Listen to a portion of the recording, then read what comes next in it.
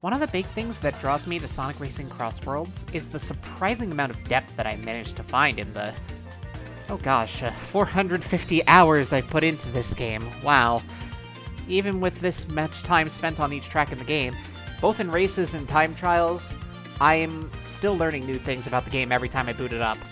Today I wanted to share a whole bunch of interesting small optimizations that I try to use where I can if it's practical for me to do so. And you can apply a lot of these little tricks to your races as well, in order to give yourself a little edge over your competition. Let's get right into it.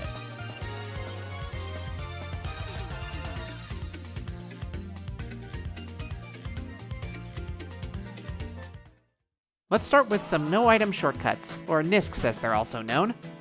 While there are a few that are more well-known, such as the one on Coral Town, there are also a few that are a bit more obscure and save less time, but are still important to know.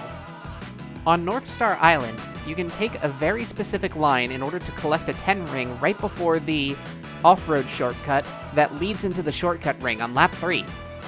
If you manage to position yourself just right with enough speed, the 10 ring will give you some off-road immunity for just enough time for you to carry momentum into the air and make it across without any item.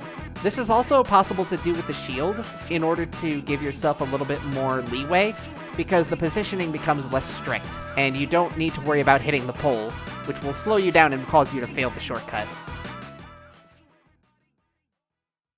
On White Space Lap 3, if you time your boost just right with Perfect Charge Bounty, you can collect a ring as you hit the off-road on the final shortcut that you would normally use a boost wisp on to take.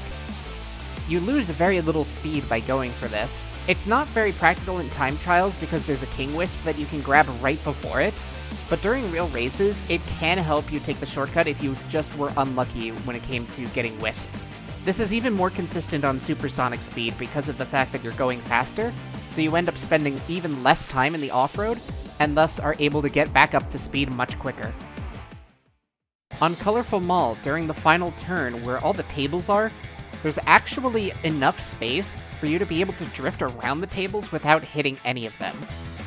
While this is fairly practical to do in a situation where you really need to conserve your items, you also can just break all of these items with stuff like green gloves, bombs, slicers, Omochow even, so you can get through this shortcut with basically anything, but having this in your back pocket is still really nice for when you need to conserve a defensive item for the final stretch, or just got really unlucky and didn't get a final item. This is going to be the only no-item shortcut that I'm going to show in the video that I can't actually do myself. On Crystal Mine, more consistently on supersonic speed, but I believe it's doable on sonic speed as well, you can charge a Perfect Charge Bounty and take a very specific line in order to take a very silly cut right after the very first turn to leap over the crane, ignoring the off-road using the ring that you collected from Perfect Charge Bounty, and land right back on the track. A fun fact, if you manage to do this in a race, it actually kind of messes up your position counter a little bit, and might cause something like a King Boom Boo to accidentally target someone else. I have a feeling this one might get patched out at some point because of that, but it's there, and brutally difficult. The last no-item shortcut that I want to talk about is technically not really a shortcut, but more of an optimization that's a little outside the box. On Sky Road, right before the big jump right at the end of the lap, you can drive off the side in order to reduce airtime, or alternatively, you can also brake right before you get sent into the air, and that'll keep you in the air for less time, allowing you to re-accelerate on the ground and gain a little bit of time compared to the enemy racers. This is actually just a general rule across the entire game, where you really don't want to be launched into the air if you can help it, because it's just slower unless you had a boost ramp right before the ramp in order to preserve your momentum. Moving into some funny optimizations that are a bit more track-specific, but also can be applied throughout most of the game. On Water Palace, I have two things that I wish to show you. First off, on the big jump that transitions into the water section, if you drift to the side and then spam side rolls in the direction of the track, you'll actually go a little bit farther and faster compared to if you just took the jump straight on. The reason why this works is because of the fact that you're transitioning into boat form. And in boat form, your side tricks actually move you to the left and right. So what you're doing here is, since you took the jump on the side, you're actually able to use those side tricks in order to move yourself forward on the track. And by the time you land, you'll actually just straighten out automatically. It's a little jarring at first, but it's really easy to get the hang of. This is used in pretty much every top-level time trial of this track, and in real races you can use it to gain a few positions on that jump if you don't have a laser or a drill in order to just minimize the airtime entirely. Speaking of boat form and water sections, it actually has a unique quirk and optimization that you can do universally on any track in the game. When you hold the drift button in boat form, you start to charge up a charge jump. If you time your level 3 jump so that it happens as early as possible, you will get the level 3 boost, but get the height of a level 2 jump. Because minimizing airtime is faster in this game as a general rule, this means you'll land on the ground sooner, be able to charge another jump sooner, trigger perfect charge bounty more often in the water, and also just be able to go faster. The timing of what I'm calling a water short hop is fairly tight. I theorize it's about roughly a 2-frame window, maybe 3-frame, but it is consistent, and can be applied on any water section in the game, from Water Palace to Aqua Forest to Holoska and White Space. Okay, this one feels really silly for me to need to point out, but I actually still see a whole bunch of people still making this mistake whenever Golden Temple shows up. During the water section of Golden Temple, you are going alongside the current. As a result of this, anytime you do a charge jump, you're actually losing speed. You're going slower. So what you want to do on Golden Temple instead is to just hold your drift charge for the entirety of the water section until you get to the flat water at the bottom, just past the item set. At that point, you can release your charge jump and continue on as normal.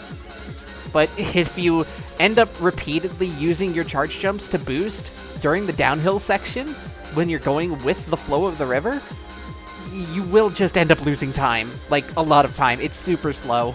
And fun fact, Egg Expo's water section also operates on a similar principle where you actually really don't want to be jumping more than you have to. But for there, it's actually a bit more reasonable for you to jump because you're not really going downhill, so you're not in the air as long.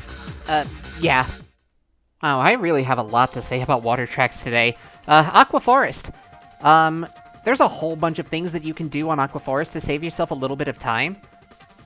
Once again, keeping on the theme of minimizing airtime wherever possible, whenever you jump off of the first water section into the dash ring, you want to do so as late as possible so that you hit the dash ring pretty much immediately while you're still rising.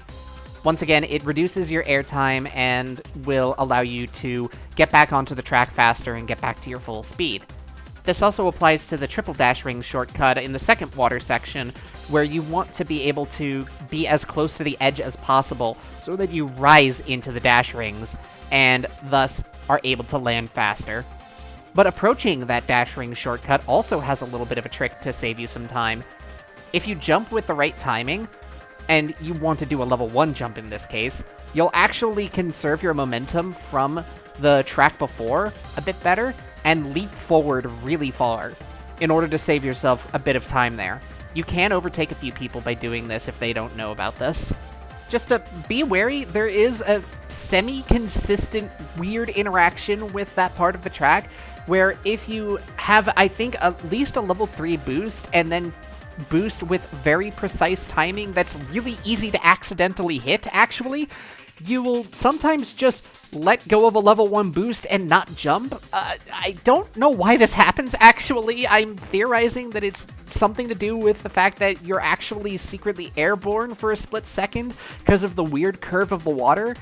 And whenever you release a charge jump in the air, you don't actually jump for obvious reasons. So I think the game is just for a split second getting confused and considering you airborne there. It's really weird. Aqua Forest is a weird track, but I kind of like it anyway. I think to end this off, I'm going to talk about something that's not, like, that's probably like the least impactful optimization out of all of the ones that I talked about here, but is still kind of relevant because we found out that actually when you're going through Holoska, the plane section is faster. And while you're in the plane section, you actually can maneuver yourself in such a way so that when you let go of an air drift charge, you can collect the 2 10 rings that you'd normally have to jump for in the water section. It's not really all that impactful. In fact, I'm pretty sure you only really need to concern yourself with doing that if you're really down bad for rings on a track that is extremely generous with its rings. But you can do it. You do it in top-level time trials, even. At least on Sonic Speed. I have no idea what Supersonic Speed is doing there. They're still taking the water section for some reason. But yeah, I kind of hope you guys understand why I am, like, super normal about how weirdly in-depth this game is, despite the jank and how simplistic everything feels on the surface level. There's just a lot going on in Sonic Crossworlds, and, like, this is just getting into just some niche track trivia that is, like, kind of applicable for real races and also kind of applicable for time trials, depending on what exactly I was talking about. I'm, like, not even getting into this video where, like, there's, like, some specific stuff that you can do with certain items and whatnot. I mean, I made some brief footnotes about some items on some of the tracks, but still, that's not the point. The item strategy also goes super in-depth as well, but, like, that's a topic for another day I plan to make. I have so much I want to yap about when it comes to this game as I've learned more and more about it and gotten much better at it. So yeah, like, I don't know how to end videos. Like the video, subscribe if you really, really liked it. I've got links in the description for my Twitch and my VOD channel and my Ko-fi, and I would appreciate checking any of those out if you really want to. Do all the things that make the YouTube algorithm go burr for me, including commenting and stuff like that. I really want to know if you learned something today, and, like, a lot of this is, like, super obscure niche stuff that's really only something that you would find out for just paying a lot of attention and, like, actually, just trying weird things on these tracks. So yeah, hope you enjoyed. Bye.